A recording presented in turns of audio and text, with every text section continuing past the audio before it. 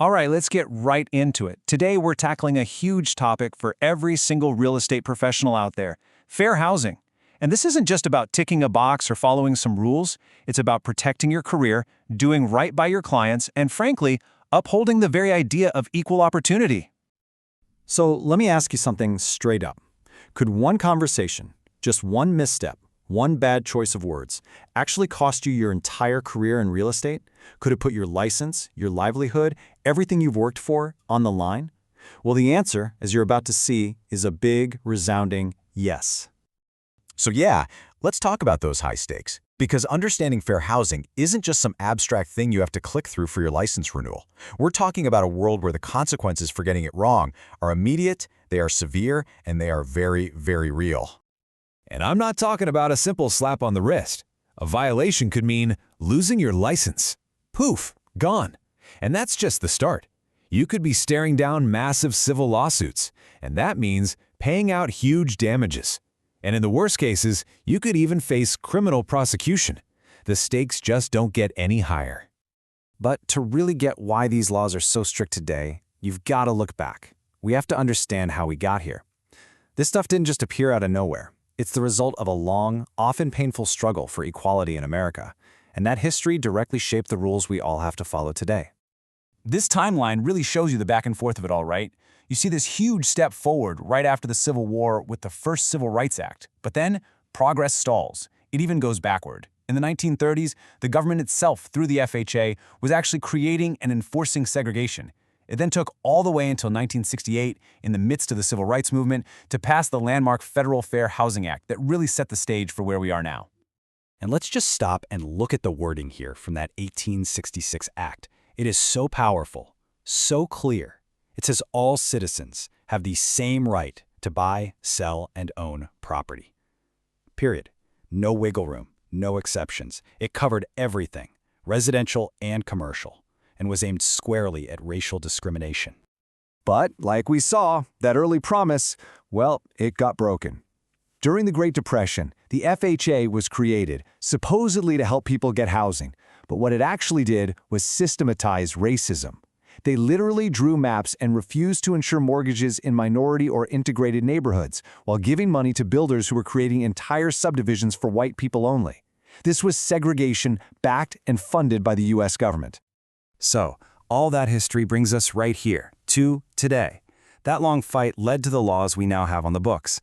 This is your modern rulebook, and as an agent, knowing these prohibited practices isn't just a good idea, it's at the absolute core of your professional life. Okay, first up, let's talk about steering. So what is it?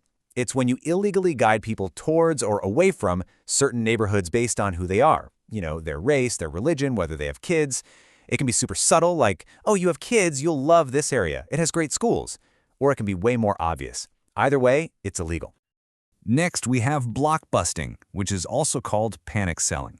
This one is really ugly. It's when an agent tries to scare homeowners into selling by saying things like, you know, the neighborhood is changing. You should probably sell now before your property values go down.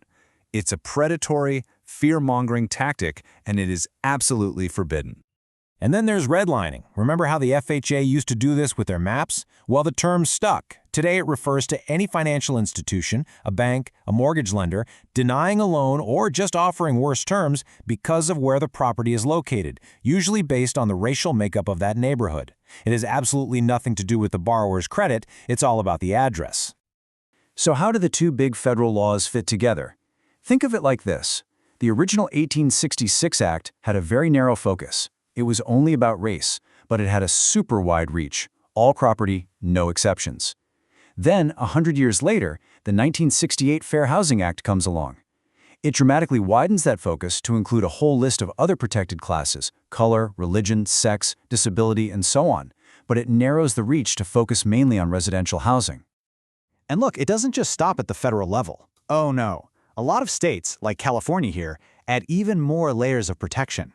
You've got the Unruh Act, the Holden Act, and FEHA.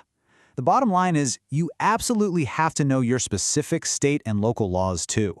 They can be even stricter. Which brings us to the most important part of all this, your role. What do you do with all this information? Because it's not enough to just know the definitions for a test. This is about putting knowledge into action every day with every single client. So you might be thinking, how would anyone even get caught doing this? Well, let me introduce you to the world of testers. These are basically undercover investigators. They pose as regular buyers or renters, come into your office, and see if you treat them differently based on their race or family status or disability. They are out there, and they are very, very good at what they do. So what are your non-negotiable duties? 1. Know the laws, cold, federal, state, and local. 2. You have to explain these rights and obligations to your clients. Sellers need to know what they can and can't do, and buyers need to know their rights. 3. You have to recognize and fight bias, and that starts with looking in the mirror. And 4. Practice. Seriously, new rules even require role-playing to make sure you're ready to handle these tricky situations when they pop up for real. And please, burn this next point into your brain. This is a huge one. A violation can happen even if discrimination wasn't the only reason for a decision. If a person's protected class was just one tiny factor among many in the decision to not sell or rent to them, that's enough. It's still illegal, but law is that strict. So we'll leave you with this question to think about. The laws are there, right? The rules are on the books. But is the promise of fair housing actually a reality for everyone? I mean, the fact that we still need all this education, all this enforcement, all these testers, it tells you we're not there yet.